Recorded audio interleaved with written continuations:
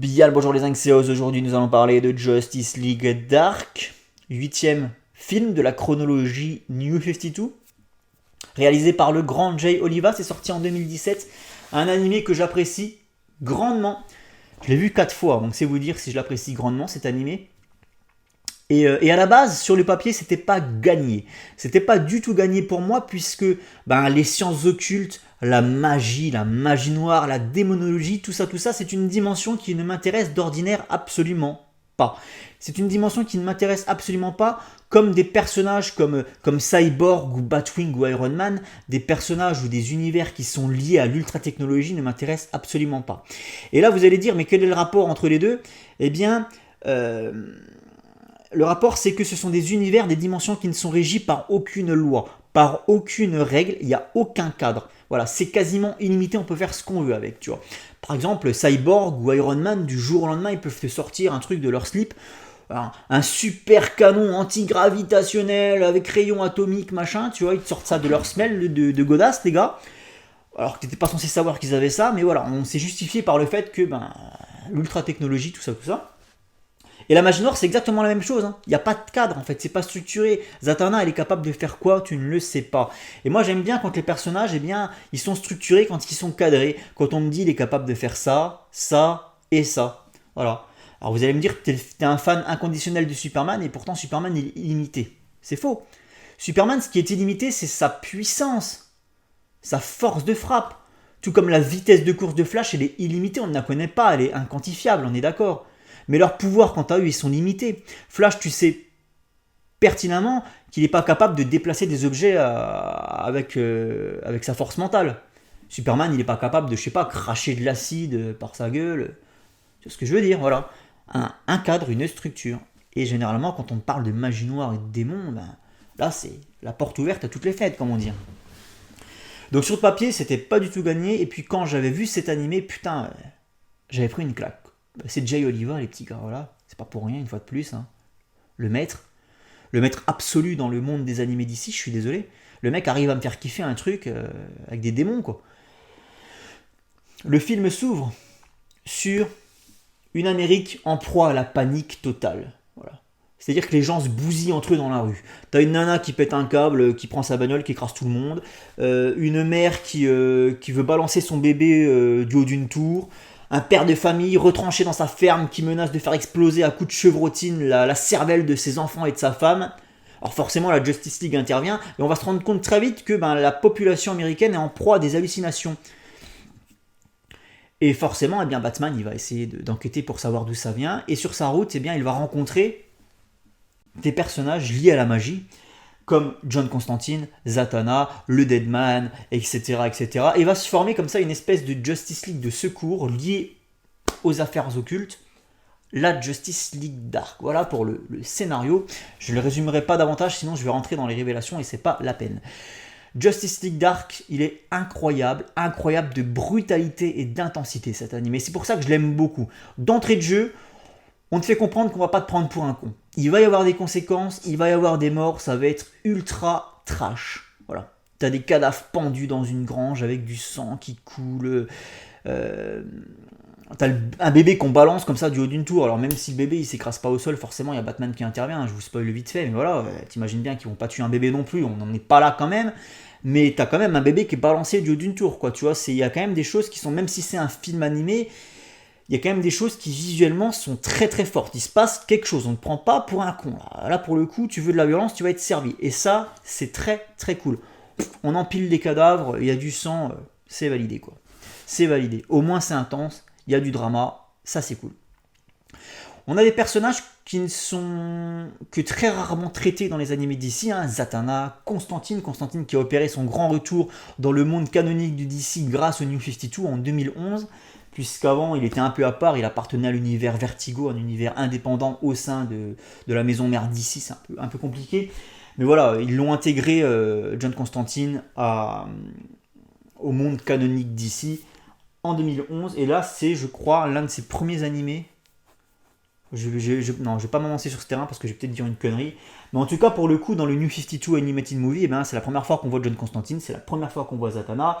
qu'on voit, c'est Etrigon, je crois, le nom du démon, j'ai oublié, le Deadman aussi. Et donc ça fait plaisir parce que là, bah voilà, un peu de nouveau, on voit de nouveaux personnages. Et en plus de ça, ils sont bien développés ces personnages, contrairement à ceux de la Justice League canonique. Ben, par exemple, le Deadman, tu as une petite scénette comme ça, Origin Story, qui te présente qui est le personnage. C'est très rapide, ça dure 30 secondes, mais tu comprends un petit peu l'intérêt du mec. John Constantine, il n'a pas le droit, lui, à une scène d'origin story, mais de par des dialogues, de par sa présence, de par sa façon d'être, eh bien tu comprends très vite le type de personnage que c'est, et ça c'est plutôt cool. On lui donne vraiment un corps, enfin du corps, tout comme on donne du corps à Zatanna, et ça c'est, voilà, il y a des personnages qui ont une vraie présence, qui ont un vrai charisme, et ça, une vraie caractérisation, et ça c'était pas forcément le cas dans la Justice League canonique, dans cet univers en tout cas. Donc ça c'est très très cool, bien évidemment Batman au centre de l'aventure comme souvent, même si, parce que c'est lui comment dire, c'est lui qui réunit tous ces persos, hein. C'est un peu la clé de voûte de la Justice League Dark, mais c'est pas lui le personnage le plus important de l'animé, c'est pas lui qui sauve le monde. Et ça, c'est cool, voilà. Il est relégué quand même à son rôle de simple humain qui a des connaissances, et on n'en fait pas des caisses avec Batman. Donc ça, c'est très très sympa. Là, on fait vraiment le focus sur John Constantine, qui est presque le personnage principal, et Zatanna en soutien. Visuellement, c'est très joli. Alors, on est toujours dans les canons de ce qui se fait d'habitude, hein. Ça va pas chercher non plus midi à 14h. Toujours des petits soucis de proportion. Mais Jay Oliva, il s'éclate. Il s'éclate à utiliser des couleurs, des lumières, des symboles magiques. C'est-à-dire que là, on a des vrais... Jay Oliva, c'est quelqu'un qui sait pertinemment mettre en scène les affrontements dans les animés.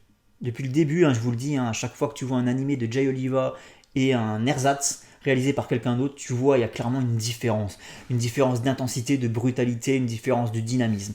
Bah là, une fois de plus, Jay Oliva, il nous prouve qu'il s'éclate, et là, on a des affrontements magiques avec tout ce que ça implique, hein, des rayons laser, des sorts, des incantations, des machins, des lumières, beaucoup de couleurs, beaucoup de symboles, et c'est visuellement très très fort ce qui se passe dans cet animé. Il y a un affrontement qui arrive comme ça avant le dernier acte, entre Zatanna et un super vilain, lié à la magie forcément. On est dans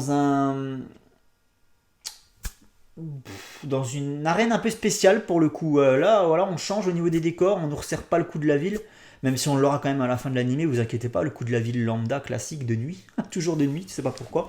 Mais là, l'affrontement dont je vous parle, il a lieu dans dans une espèce de chapelle un peu étrange comme ça, et au bord d'une falaise, donc c'est assez joli, et tu te croirais dans un jeu vidéo pour le coup. C'est très très cool, et dans cette arène, donc on a un affrontement qui est dantesque, et puis il est rythmé par une musique, les petits gars, la musique elle est aux petits oignons, ça faisait longtemps qu'on n'avait pas eu une bonne bande son comme ça dans un animé. C'est composé par Robert G. Kral qui n'a pas composé énormément d'animés d'ici. Il avait travaillé sur Green Lantern First Flight de mémoire, et je crois que c'est à peu près tout, peut-être Superman Doomsday, mais il faudrait que je me renseigne. Mais Robert G. Kral, c'est pas un compositeur qui va briller de par des compositions épiques ou des thèmes qu'on peut retenir, qu'on peut siffler après en allant au boulot. C'est pas magistral ce qu'il fait, c'est souvent juste de l'orchestration d'accompagnement. Mais là, pour le coup, il s'en tire à merveille, avec une bande son qui est vraiment, pour le coup, électrisante. Et qui sert parfaitement l'action. C'est bien bourrin, et moi j'aime bien quand c'est bien bourrin, vous le savez, quand ça n'arrête pas comme ça. Et puis on a quand même un thème, hein. On a quand même un thème, pour le coup ça faisait longtemps qu'on n'avait pas eu un thème de cette qualité, qui est le main theme du film, celui qui va orchestrer l'opening. C'est excellent, musicalement on a un vrai motif que tu vas pouvoir retenir, et ça c'est rare, hein, dans les animés d'ici, on est d'accord. Un opening magnifique, un écran titre sublime, là putain, tu vois, ça faisait longtemps qu'on n'avait pas eu un opening de cette qualité également. Ouais, un main theme musical qu'on pourrait d'ailleurs prêter à Constantine, parce que ce main theme il intervient très souvent lorsque Constantine lui-même intervient ou s'apprête à faire quelque chose de badass. Donc non, Justice League Dark, voilà, on ne prend pas pour un con, il y a des morts d'entrée de jeu, la séquence d'introduction elle est dinguissime, elle est oufissime, ça tourne pas à vide pour le coup, on ne chante pas une berceuse, hein. Là ça y va franco de porc comme on dit. Justice League Dark, un animé que je n'attendais absolument pas. Faites-lui confiance, vous allez voir, vous n'allez pas être déçus. Faites une nouvelle fois confiance à Jay Oliva, qui après un épisode en demi-teinte avec Bad Blood, et bien là, revient en force. Et ce sera malheureusement la dernière fois qu'il travaillera sur un anime d'ici. Depuis 2017, il n'a toujours rien fait de plus. C'est vraiment dommage, je pense qu'on a perdu l'un des piliers en termes de réalisation sur les animés d'ici, avec voilà un animé intense, tu ressens l'impact des coups, tu ressens les explosions, il y va. Ah puis alors, il y a un truc que sait très bien faire Jay Oliva également, c'est l'animation du Batarang. Enfin, je sais pas si c'est lui qui s'occupe des animations, je sais pas comment c'est foutu, mais en tout cas, la façon de mettre en scène le Batarang ou n'importe quel projectile d'ailleurs, hein, je sais pas, une fois de plus, tu as une caméra qui suit le projectile comme ça, avec le bruitage qui va bien.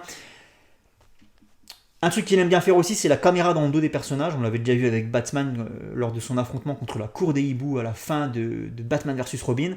Là, pareil, caméra dans le dos de Zatanna qui s'envole, qui fait des trucs de ouf. La caméra qui suit, plan séquence. Oh là là là, c'est dinguissime. Justice League Dark, c'est peut-être l'un des derniers bons animés de l'univers New 52, donc faites-lui confiance. Et je vous dis à très bientôt pour la suite. Ciao les amis.